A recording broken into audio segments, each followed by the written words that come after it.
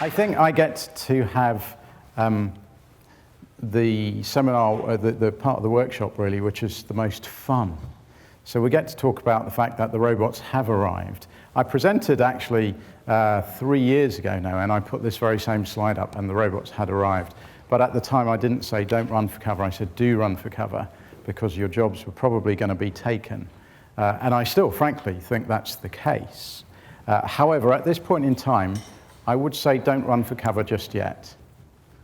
Here's a headline that I don't really want to see, but let's suggest in 15 years' time, the New York Times or someone is running the story that the now robots have proven to cost 100 million jobs. It's not good news for the company that hits the heights in the early 20s, being 2020, posting revenues in excess of 10 billion a year. And if you know this guy, Thomas Frey, so he's one of the futurists that Google often use. And again, as I say, in 2014, his view, and we can all pull out numbers, I'm sure, but I'd suggest that somebody like Thomas and others have worked on this a little bit, and they have various algorithms already that present some of this stuff. But 2 billion jobs to disappear in 15 years' time or so is quite considerable. If you think the UK labour force is 34 million or so, that's a big multiple of countries' labour force that potentially are going to be taken out just because of the technology that you and I have available to us. So what I want you to think about, and if there's anything you take away from today, just think carefully about what you do with the technology that's coming available to you, please. As Lee said, my name's Johan Dyers. I would like to call myself essentially an evangelist. I'm a strategist as well. I worked with ServiceNow for 1.5 years with Mike in the Inspire team, in the strategy program team. Prior to that, I headed up service management consulting in Capgemini for a while. Prior to that, I ran a lot of ITSM projects and programs. You can see my detail on LinkedIn, so please come find me. But as I said, what I'd really like to do this afternoon is just take a few minutes to take you out of the headspace that you're normally in, okay? And I want you to stop thinking for a minute from a tech perspective. I want to challenge you to think, as I just said, think carefully about the space that we're in and where we're going. Consider how you can change. We talk about transformation.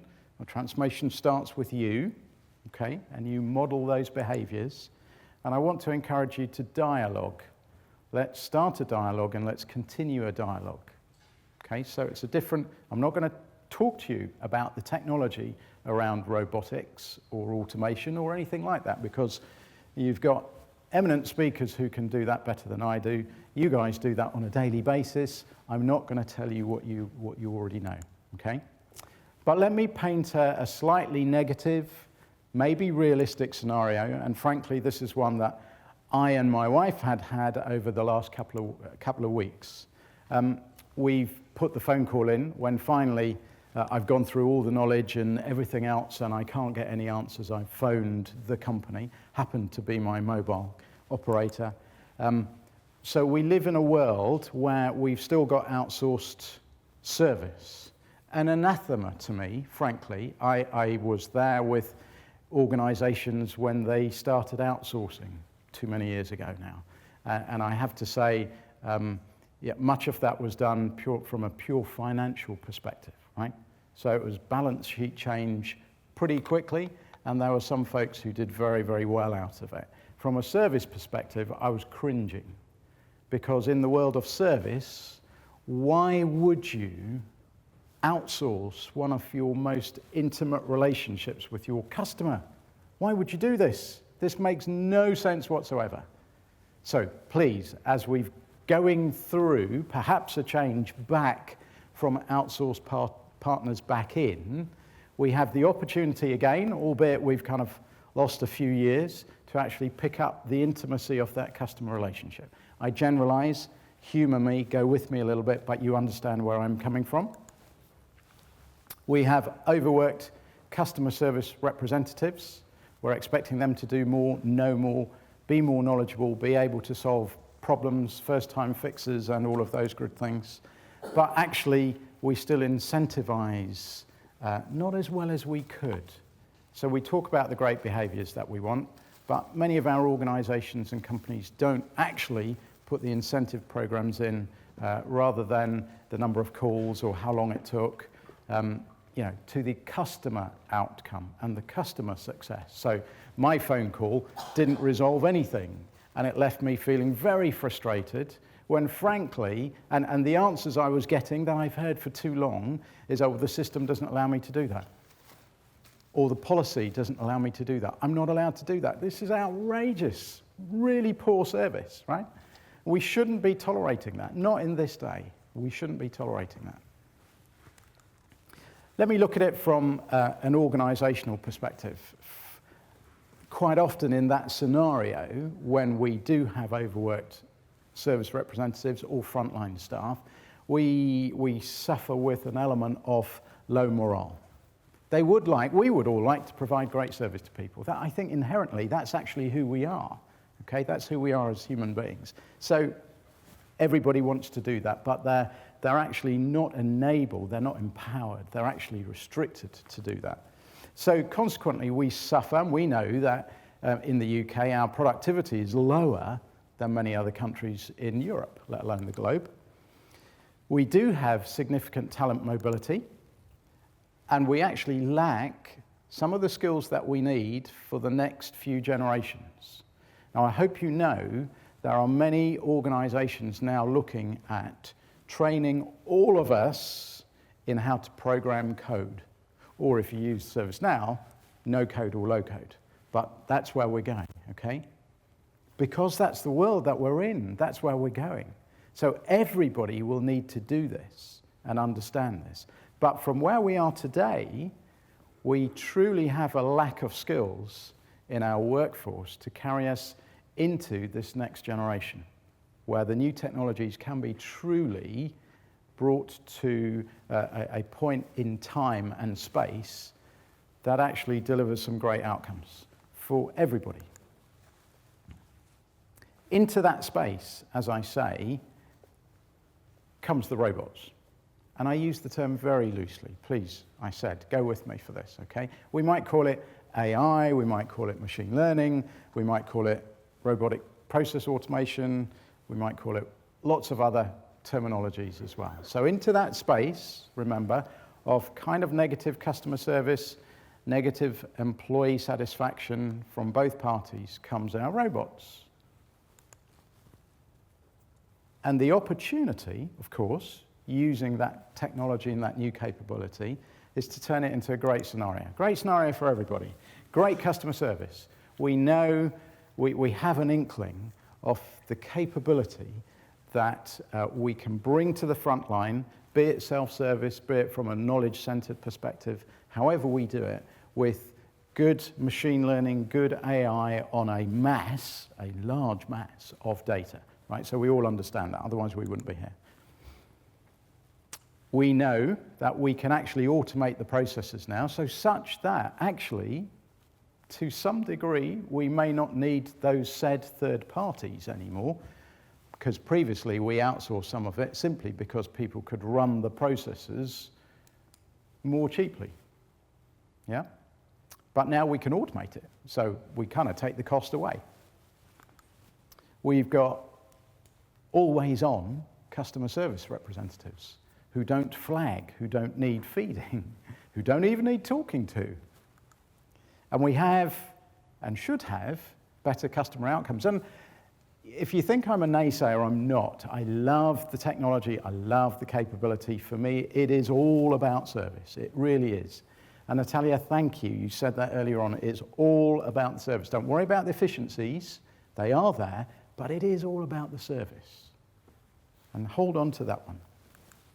From the organizational perspective, the temptation and the risk is that actually it could be used in a very sweeping manner to get rid of a lot of people, as we saw from the initial headline, okay?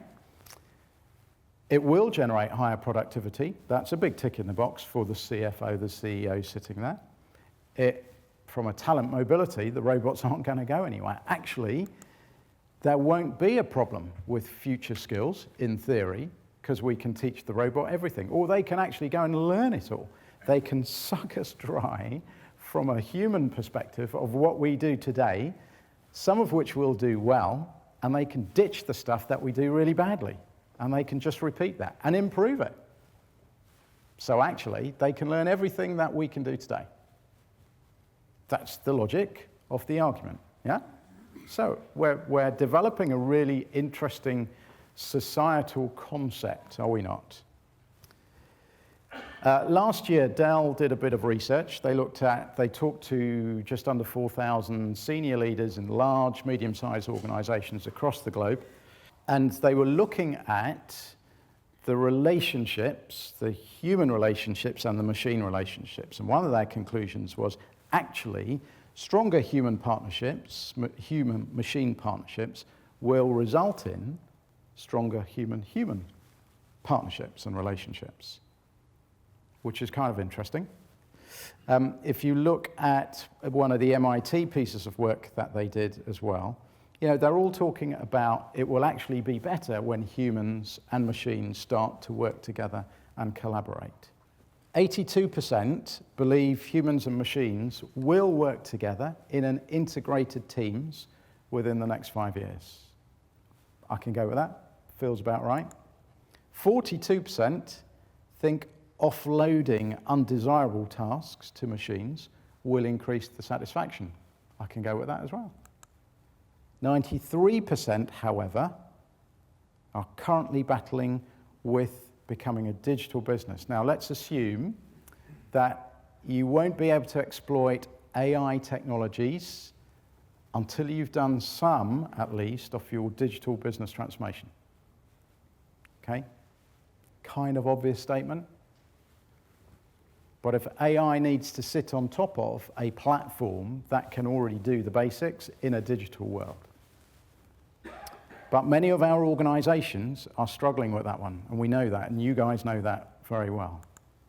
57% struggling to keep pace of change. Again, I'm surprised it's that low. 42% don't know, interestingly, whether they'll actually be in business in 5 years' time. Now, that's some real truth coming out, because I do think there is truth in that, in the sense that some of our businesses, as we see every day, every month, every year, some of our businesses are not going to survive with the business model they're using today. They're not transforming fast enough, so they're not going to survive. And they might actually not have business models that can be transformed into the new way of working. Here's a really interesting one. 90% believe that they're going to transform their product offerings into service offerings. So the move to everything as a service is on. These are the senior business leaders of large, medium-sized organizations, okay? So, you know, if this is in their head and this is where we are going as a global corporate culture, the drive to everything as a service is on. So my challenge again to you is please think in your day-to-day life and existence, all that we're doing today is great. Can I automate it? Brilliant. But actually, can I start to transform into a service-based organization, much more of a service-based organization, because that's where the business world will go. And if you look at some of the areas, and we will know a lot of this, but if you look at some of the obvious areas, they're all up there, and you'll get the slides afterwards anyway. If you look at it from the RPA perspective, from the robotic process automation perspective, again, Leslie Wilcox is someone who actually was a bit of a guru at London Business School in the day and age of outsourcing, because I did my dissertation and I used him quite significantly. But he says in the long term, RPA means people will have more interesting work, let's hope. And actually, over the last 130 years, we've been making jobs pretty uninteresting and de-skilled. Again, I think there's a level of truth in that, right? And we're seeing some of that. So, what's the problem? Is there a problem? I'm not saying there is necessarily, but I'm just offering you some thoughts. We've got potentially many jobs, as we know, that are going to be culled through automation, through the technology that is in our hands today, and that we are being encouraged, thanks to ServiceNow and many other great platforms, to continually evolve and bring into our organizations. So is that a problem? Anybody watched Humans? Okay. Maybe a problem. Maybe a problem. It may well be a problem, okay? So made in our image, eventually out of our control, there is a school of thought that says there will come a tipping point when the machines will know more than we do. And again, logically, I can't disagree with that because of how it will learn, okay? I guess my question is, so what? There is more to the human being than just our cognitive ability, right? Please say right.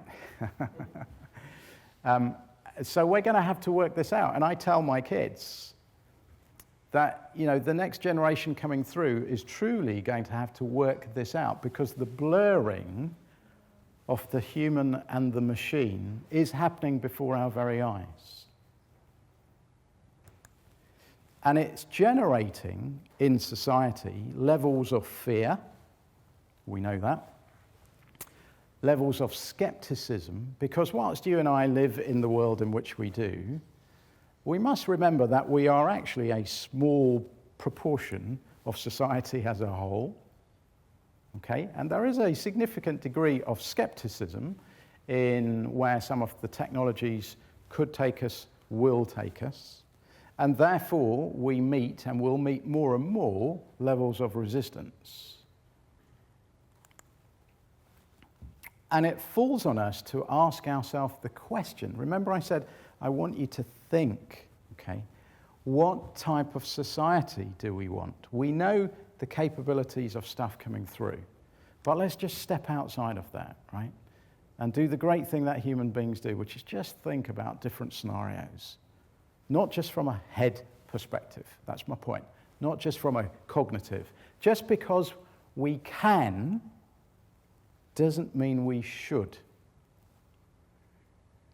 So be aware and be careful of how we use the technology that is being placed into our hands. John Donahoe, no, actually it was Michael Hubbard, coined the phrase in one of his talks at Knowledge. It has to be in service of people. I think it says it, that nails it. Everything we do, ultimately, please remember, businesses actually are there to serve people.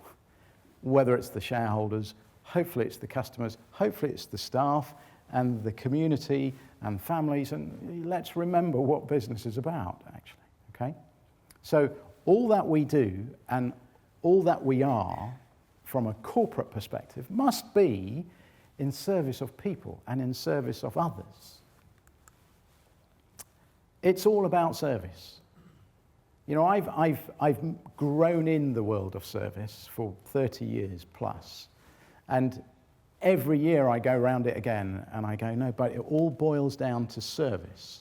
Actually, we can have great products, but frankly, what I use the product for, I use it to do something, to enable me to do something that is valuable to me. Now, I call that a service, usually.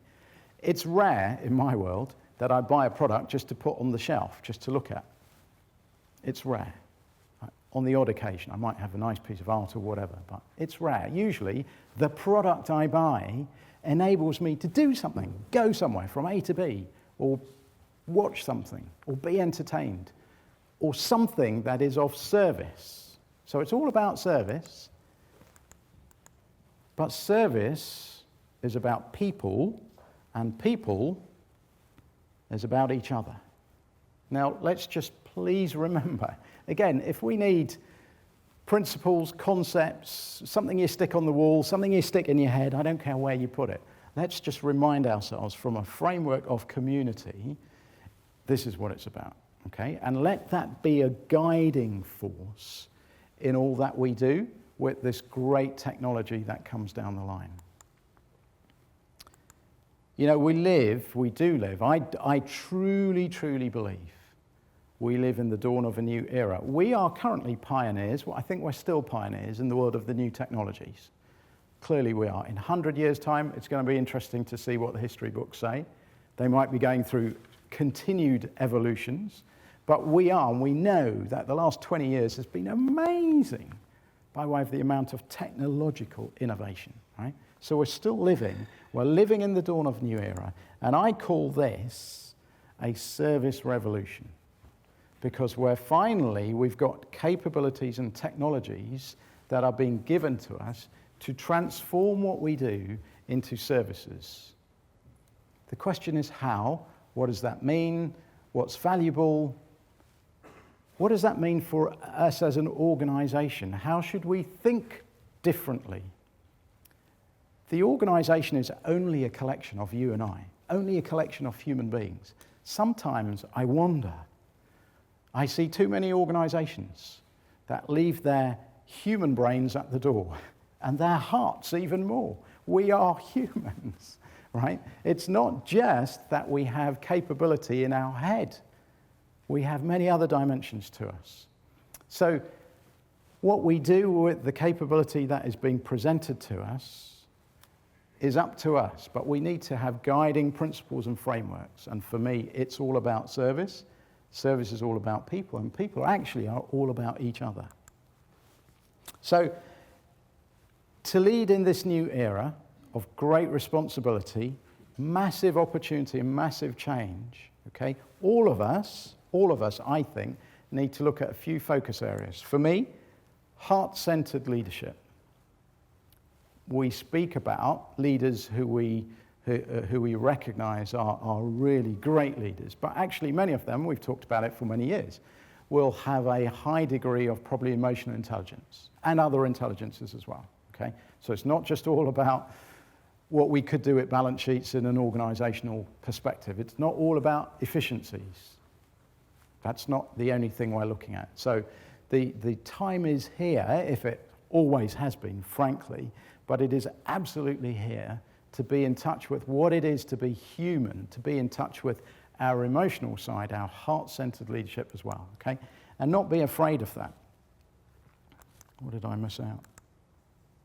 Yes, sorry, I did want to say on this one, and it goes back to what I said before, you may recognize this as the Amazon Go shop in Seattle, where it's a completely faceless, humanless experience. Now, when I saw that first, when it broke, I thought, wow, fantastic. I love it. Yes, please. I'll do my shopping quickly. I'll be out the door. It'll be done if I even go into the store, that is, okay? But then I actually started thinking about my father. And that got me thinking about all of us. And I'm growing old, and I guarantee you're growing older as well. You know, there are many people in our society that actually go to the shop for a reason other than buying something. They actually go because that's the only human contact they have for their day. That's truth. And you and I might well be there as well, okay? So again, might be a bad example, I accept that, but just because we can doesn't mean we should, okay? Just go with that one. Culture of service.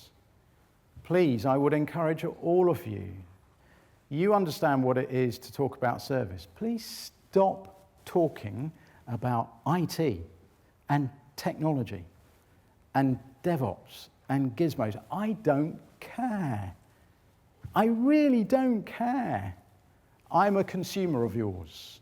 I buy a service because a service gives me value and I'll give you money for the service. I don't care about your technology. I'm sorry if I've offended you, but I don't. Please, you have to bring into the world that you're in a language and a culture of service that people understand. And you have to light the fires. Keith and I were talking about it earlier on, right? You have to light fires where other people get it straight away. You go, yeah, of course it's about service. How do we change what we say and how we say it? How do we get that to the highest levels of leadership in our organization, that they take that on as well? How do you, when you progress through the echelons of your corporation, take with you the essence of what it is to be of service to others? It is the culture of service that we need. It's not about IT, solutions, applications, products, CMDBs, processes. I don't care. I don't buy those. I buy service, which is of value to me. And so it is about your transformed minds. Be transformed by the renewing of your mind. Everything that we've been taught, everything that we've grown up with, it served us well, maybe, for generations, but I would challenge you, at this point in time, it needs to change. And the change can only start with you and I. We can't be waiting for it to come down from on high. Sometimes it might do, but actually it is about you, first of all, changing your headset to start talking in a different way and start acting and reacting in a different way. You know, people only change when they see others change, okay? And you can only change you. You can't change anyone else. So you have to change to mirror that change in other people and your organization. So critical areas, I think, for us in the new generation of service. It's got to be from the heart. You've got to understand the impact of some of the technological decisions that we're making. It's got to be that culture that pervades the organization, but it can only start with you. I wanted you to get out of thinking from a tech perspective, consider how you change, and encourage you into dialogue, because it's only as we start to throw this around, and you know that organizations, you know that governments around the world are looking at this, right? Well, some of them at least are looking at it from the perspective of what happens when we lose 20 billion jobs in 10 years' time, 20 years' time. How do we actually need to pay people? Do we need to give them a minimum wage for working 3 days a week or working half a week or whatever it is? Some are looking at it, but these are the issues that we're facing. And I don't want us to have to therefore see in 15, 20 years' time the headlines that truly accuse the tech companies of taking jobs away. And poor old John needing to resign. Even worse, Mike Mayer taking over. So we've started a dialogue, and that's all I wanted to do, right? I just wanted you to think about it. And if you want to talk more about it, I would encourage you, we've just put up servicerevolution.io to encourage that dialogue. You can subscribe now, and let's do it. Let's start some of that conversation. Let's see where we go, because that's the only way that we are going to manage the human to machine interface and manage that well for the betterment of all.